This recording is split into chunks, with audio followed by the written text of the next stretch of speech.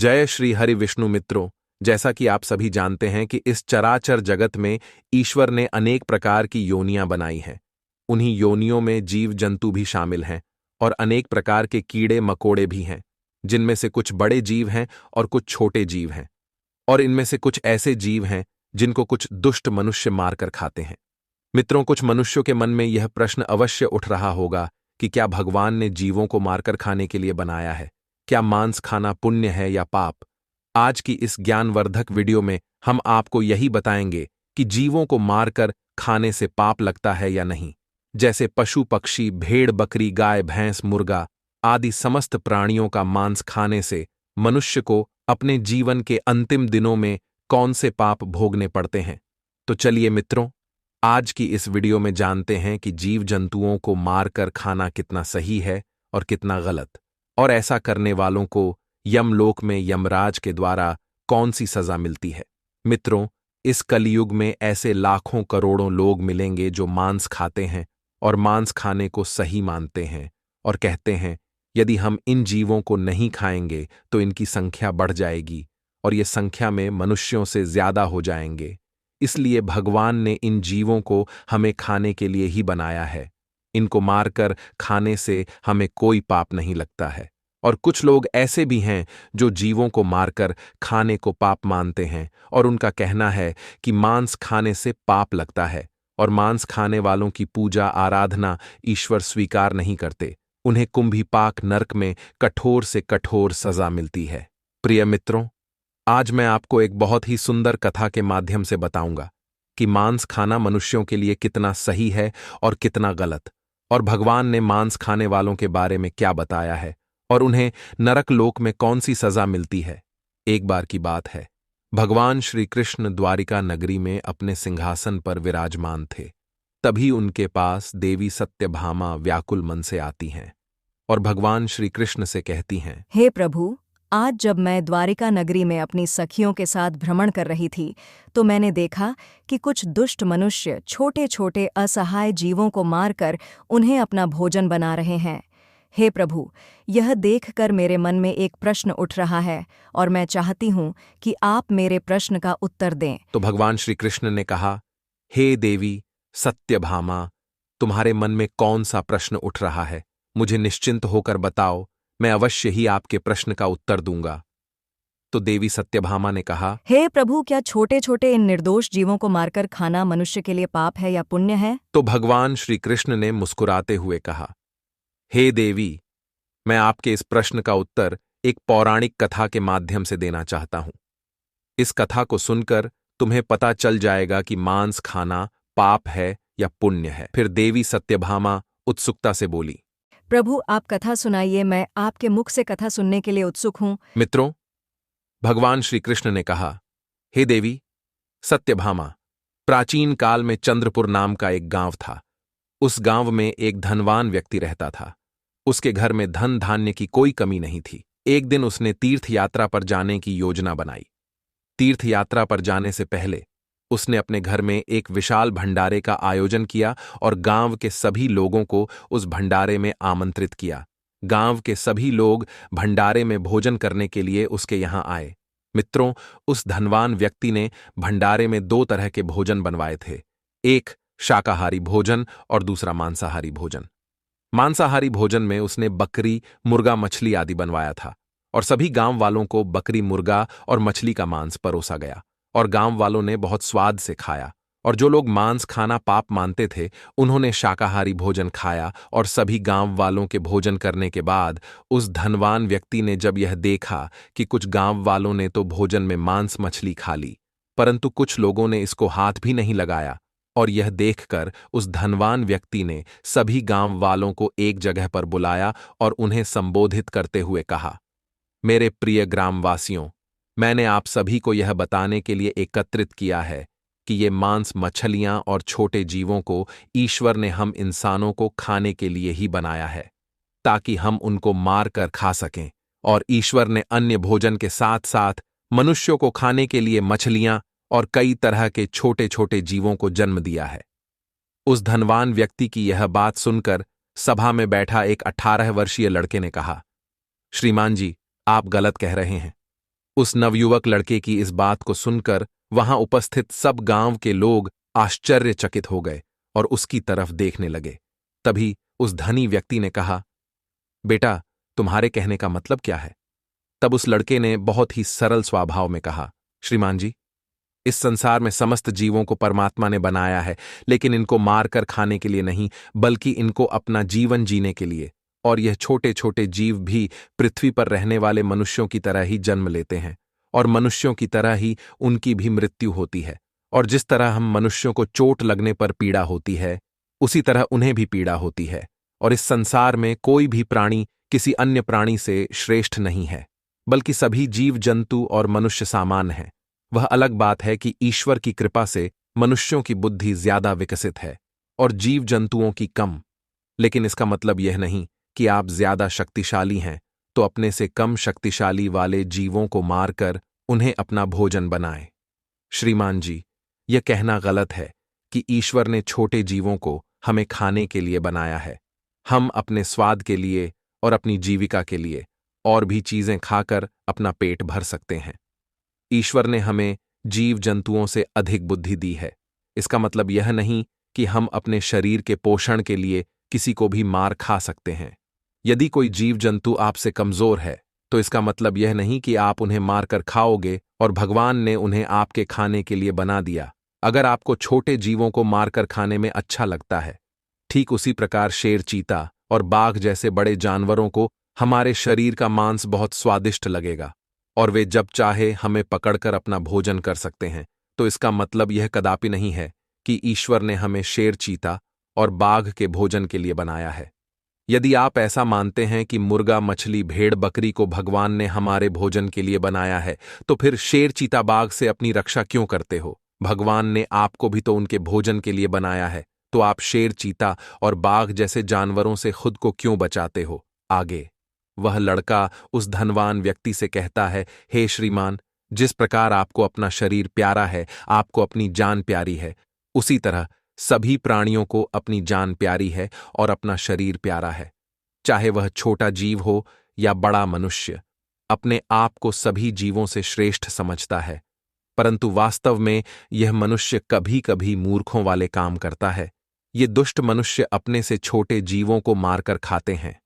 मित्रों, इस तरह उस नवयुवक लड़के की बात सुनकर उस धनवान व्यक्ति का मुंह बंद हो गया और वह सभा के सामने बहुत लज्जित हुआ। और गांव के सभी लोग उस लड़के की इन बातों से सहमत हो गए। और फिर भगवान श्री कृष्ण ने देवी सत्यभामा से कहा, देवी, मैं तुम्हें भगवान शिव जी का एक और उपदेश सुनाता हूं। इस उपदेश को स्वयं भगवान शिव जी ने माता पार्वती को सुनाया था। हे देवी, इस उपदेश को सुनने के बाद आपको पता चल जाएगा कि मांस खाना पाप है या पुण्य। तो देवी सत्यभामा ने कहा, सुनाइए प्रभु, इस कथा को पूरा मन लगाकर सुनना, नहीं तो कथा आपकी समझ में नहीं आएगी, क्योंकि आधी अधूरी कथा सुनने वाले लोग ही मांस, मछली और छोटे जीवों को मारकर खाते हैं। जो कथा को पूरी सुनता है वह जीवन में ऐसा पाप कभी नहीं करता है और उसके घर में माता लक्ष्मी जी वास करती है। मित्रों, कथा सुनाते हुए भगवान श्री कृष्ण कहते हैं, हे देवी, एक बार एक सन्यासी महात्मा जंगल में तपस्या कर रहे थे। तभी उनके पास एक छोटा सा मृग तेजी से भागता हुआ आया और उनके पीछे छुप गया। वह हिरण बहुत भयभीत था। उस भयभीत हिरण को देखकर सन्यासी महात्मा की तपस्या भंग हो गई और उन्होंने गुस्से में उस हिरण से पूछा, हे मृग, तुम इतने डरे हुए क्यों हो? तुम्हें क्या परेशानी है और किसके डर से तुम मेरे पीछे छुपे हुए हो? मित्रों, वह सन्यासी महात्मा उस हिरण से यह पूछ ही रहे थे। तभी वहां पर एक व्याध आ पहुंचा जिसके हाथ में धनुष और बाण थी। वह व्याध सन्यासी महात्मा से कहने लगा, हे सन्यासी, इस हिरण को मुझे दे दो। मैंने इस हिरण को अपना शिकार बनाने के लिए इसका पीछा काफी दूर से किया है, इसलिए इस हिरण पर मेरा अधिकार है और यह मेरा शिकार है। मैं इसे मारकर अपना भोजन बनाऊंगा। व्याध की यह बात सुनकर सन्यासी महात्मा उस पर हंसने लगे और बोले, अरे मूर्ख, तुझे इतना भी नहीं पता कि इस संसार में किसी भी जीव पर किसी का अधिकार नहीं होता। हर प्राणी पर केवल उसका ही अधिकार होता है। फिर शिकारी कहता है, नहीं, इस हिरण पर मेरा अधिकार है और मैं इसका शिकार करके इसको मार कर खाऊंगा। तब सन्यासी महात्मा शिकारी से कहते हैं किसी प्राणी को मारकर खाने का अधिकार तुम्हें किसने दिया? और इसको मारने का अधिकार तो उसको भी नहीं है जिसने इसे जन्म दिया है, और किसी भी जीव को मारना पाप है। क्या तुम इस बात को नहीं मानते हो? तब शिकारी कहता है, हे सन्यासी, किसी जीव के मांस का भोजन करना पाप नहीं है, और जीवों को मारकर मैं उन्हें इस जीवन से मुक्त करता हूं। फिर ऐसा करना पाप कैसे हो सकता? यह तो उनके लिए सौभाग्य की बात है। और वैसे भी यदि मैं नहीं खाऊंगा तो कोई ना कोई तो इसे मारकर खाएगा ही, और अगर जीवों को मारना पाप है तो राजा महाराजा इनका शिकार क्यों करते हैं? क्या उन्हें इन्हें मारते समय पाप नहीं लगता? व्याध की यह बात सुनकर वह सन्यासी महात्मा समझ गए कि इसकी बुद्धि शिकार करते करते और मांस खाते खाते मंद पड़ गई है, और इसे पाप और पुण्य का ज्ञान नहीं है। तब वह सन्यासी महात्मा उस शिकारी को एक कहानी सुनाते हुए कहते हैं कि हे वत्स, इस कहानी को ध्यान से सुनना कि लोग जीवों का शिकार क्यों करते हैं और मांस क्यों खाते हैं, और इसे खाने से हमें कौन सा पाप भुगतना पड़ता है। तब कहानी सुनाते हुए सन्यासी महात्मा कहते हैं, हे व्याध, एक बार अंग देश में भयंकर अकाल पड़ गया था। लोगों की फसलें पूरी तरह से नष्ट हो गई थीं। वहां के लोग भोजन की तलाश में इधर उधर भटकने लगे और लोग भूख से मरने लगे थे। अपनी प्रजा की यह दशा देखकर वहां के राजा को इस बात की बहुत चिंता हुई कि लोग भूख से मर रहे हैं और वह उनके लिए कुछ भी नहीं कर पा रहा है। तभी उस राजा ने एक सभा बुलाई और अपने मंत्री से पूछा कि लोगों को इस भोजन के अकाल से और भूखमरी से कैसे बचाया जाए। राजा की बात सुनकर सभा में उपस्थित सभी मंत्री महामंत्री सोच में पड़ गए कि इसका उपाय क्या है। तब उस सभा में एक मांस खाने वाला व्यक्ति बैठा था। उसने सोचा कि मांस को भोजन में शामिल करने का यह अच्छा मौका है।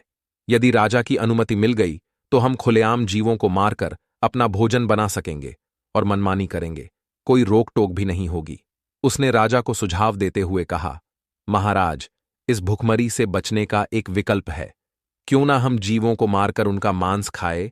इससे भुखमरी का संकट भी दूर हो जाएगा और भोजन का अकाल भी खत्म हो जाएगा। इसमें धन भी खर्च नहीं होगा और हमारा पेट भी भर जाएगा। सभा में बैठे सभी लोगों को यह बात सही लगी और सबने बोला, महाराज, भूखमरी से बचने का यही एकमात्र विकल्प है। लेकिन राजा के महामंत्री उस व्यक्ति की यह बात बिल्कुल सही नहीं लगी और वह सभा में चुपचाप बैठा था। तब राजा ने पूछा, महामंत्री जी, आप चुप क्यों बैठे हो? तब महामंत्री ने कहा, महाराज, जीवों को मारकर खाना सही नहीं है और मैं अपनी राय आपको कल दूंगा। और रात होते ही महामंत्री जी उस व्यक्ति के घर गए जिसने मांस खाने की बात कही थी, और मंत्री ने उस व्यक्ति से कहा, भाई, आज शाम को अचानक से महाराज की तबीयत बहुत खराब हो गई है और वैद्य ने कहा है कि यदि राजा को किसी मोटे ताजे और हष्ट-पुष्ट इंसान का थोड़ा सा मांस खाने को मिल जाए तो वे पूरी तरह से ठीक हो जाएंगे, और तुम मुझे हष्ट-पुष्ट और मोटे ताजे दिख रहे हो, इसलिए मैं आपका मांस लेने आया हूं और मुझे विश्वास है कि आप राजा को बचाने के लिए हमें अपना मांस जरूर देंगे। यदि तुम हमें अपने शरीर से थोड़ा सा मांस दे दोगे तो महाराज ठीक हो जाएंगे। इसके बदले में महाराज तुम्हें बहुत सारा धन देने के लिए तैयार है। महामंत्री की यह बात सुनकर वह आदमी बहुत डर गया और वह भागता हुआ अपने घर के अंदर गया और अपने घर से बहुत सी स्वर्ण मुद्राएं लाकर महामंत्री को दे दिया और कहा, महामंत्री जी, आप मेरे शरीर के मांस के बदले यह स्वर्ण मुद्राएं ले लीजिए और इन स्वर्ण मुद्राओं से किसी और का मांस खरीद लीजिए। फिर महामंत्री बोले, नहीं भाई, राजा ने आपका ही मांस लाने को कहा है क्योंकि आप बहुत हष्ट-पुष्ट हैं और थोड़ा सा मांस देने से आपका कुछ नहीं बिगड़ेगा और राजा की जान भी बच जाएगी, और इसके बदले महाराज तुम्हें राजकीय सलाहकार के पद पर नियुक्त कर देंगे। यह सुनकर वह व्यक्ति महामंत्री के पैर पकड़कर बोला, मंत्री जी, मुझे माफ कर दो, मैं अपने शरीर का मांस नहीं दे सकता। इतना कहकर वह वहां से भागने लगा। मंत्री ने कहा, तुमको यहां से भागने की कोई जरूरत नहीं है। यदि तुमको अपना मांस नहीं देना है तो मत दो, मैं तुम्हारी यह स्वर्ण मुद्राएं लेकर जा रहा हूं। इतना कहकर महामंत्री वहां से चले गए और इसी प्रकार एक एक करके महामंत्री नगर के सभी घरों में गए और सबसे इसी तरह अपने शरीर से थोड़ा मांस देने का आग्रह किया। लेकिन सबने मांस के बदले अपन अपने घर से लाकर स्वर्ण मुद्राएं दी। किसी ने 1 लाख तो किसी ने 2 लाख मुद्राएं दी, लेकिन अपने शरीर से मांस किसी ने नहीं दिया।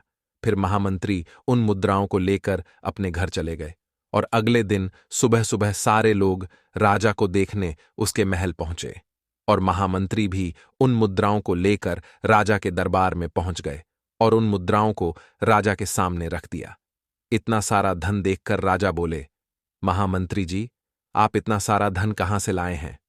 तब महामंत्री ने राजा को मांस वाली पूरी बात बताई और कहा, महाराज, मैं इन लोगों के घर गया था और मैंने इनसे झूठ बोलते हुए कहा कि महाराज की तबीयत बहुत खराब है और उन्हें थोड़े से मांस की जरूरत है, और इस तरह करके सबके घर गया और सबसे यही बात कही तो सब ने मांस देने से मना कर दिया और सब ने इसके बदले में ये धन और स्वर्ण मुद्राएं दी हैं। फिर महामंत्री ने कहा, महाराज, अब आप ही इस बात का निर्णय लीजिए कि इन लोगों ने अपने शरीर का मांस देने से मना कर दिया और बदले इतना सारा धन दिया है, और यही लोग कल सभा में बोल रहे थे कि हम जीवों को मारकर उनका मांस खाकर भुखमरी से बच सकते हैं। आगे वह मंत्री कहता है, हे महाराज, जब इन मनुष्यों को अपने शरीर से थोड़ा सा मांस देने में इतनी तकलीफ होती है, तो सोचिए उन जीवों पर क्या बीतती होगी जिन्हें ये निर्दयी होकर मार देते हैं। महामंत्री की इस बात को सुनकर राजा को यह बात समझ आ गई थी कि हमें जीवों को मारकर नहीं खाना चाहिए। इस प्रकार वह सन्यासी महात्मा ने उस व्याध से कहा कि हे व्याध, यह कहानी सुनकर तुमको समझ आ गया होगा कि अपना शरीर सबको प्रिय होता है, चाहे वह कोई मनुष्य हो या कोई जीव। इस संसार में सबके प्राण उतने ही मूल्यवान होते हैं जितने कि आपके हैं, इसलिए हमें किसी को मार कर नहीं खाना चाहिए, क्योंकि यदि मनुष्य को कोई चोट पहुंचाता है तो उसे बहुत दर्द होता है, परंतु यह दुष्ट मनुष्य अन्य जीवों को मारते समय एक पल भी नहीं सोचता और उन निर्दोष जीवों को बहुत ही बेरहमी से मार देता है। हे व्याध, जिस तरह तुम इस हिरण को मारने के लिए इसका पीछा कर रहे हो, यदि इसी तरह कोई तुमको अपना शिकार बनाए और तुमको मारकर खा जाए तो कैसा होगा? जिस दिन तुम्हारा शिकार कोई बड़ा जानवर करेगा, उस दिन तुम्हें दूसरों की जिंदगी की कीमत समझ में आ जाएगी। मित्रों, सन्यासी महात्मा की यह बात सुनकर उस शिकारी की आंखों में आंसू आ गए और बोला, हे महात्मा, मुझे क्षमा करना। आज मैं आपको वचन देता हूं कि आज से मैं कभी जीवों को नहीं मारूंगा और मैं मांस खाना छोड़ दूंगा। मित्रों, इस प्रकार से भगवान श्री कृष्ण ने देवी सत्यभामा को मनुष्य के जीवन की कड़वी सच्चाई बताई। प्रिय मित्रों, मैं जगत के संचालक भगवान श्री हरि विष्णु से हाथ जोड़कर प्रार्थना करता हूं कि इस संसार में मांस खाने वाले व्यक्तियों की मानसिकता को बदले, क्योंकि कुछ लोगों को अभी भी यही लगता है कि मांस खाना पाप नहीं है। वे यह सोचते हैं कि मैं तो खरीद कर खाता हूं, इसीलिए मुझे पाप नहीं लगेगा। पर ऐसा नहीं है, पाप सबको लगता है, चाहे आप खरीद कर खाएं या आप जीवों को मार कर खाएं। इसलिए हमें मांस नहीं खाना चाहिए, क्योंकि मांस खाने वाले व्यक्ति की प्रार्थना ईश्वर स्वीकार नहीं करते हैं। मित्रों, गरुड़ पुराण के अनुसार जो भी मनुष्य जीवों की हत्या करता है, उन्हें नरक लोक में कठोर से कठोर सजा दी जाती है। मित्रों, आशा करते हैं आपको यह ज्ञानवर्धक कथा अच्छी लगी होंगी। आप एक बार सच्ची श्रद्धा से कमेंट बॉक्स में जय श्री कृष्णा, जय भोलेनाथ अवश्य लिखें। मित्रों, वीडियो देखने के लिए आप सभी का धन्यवाद।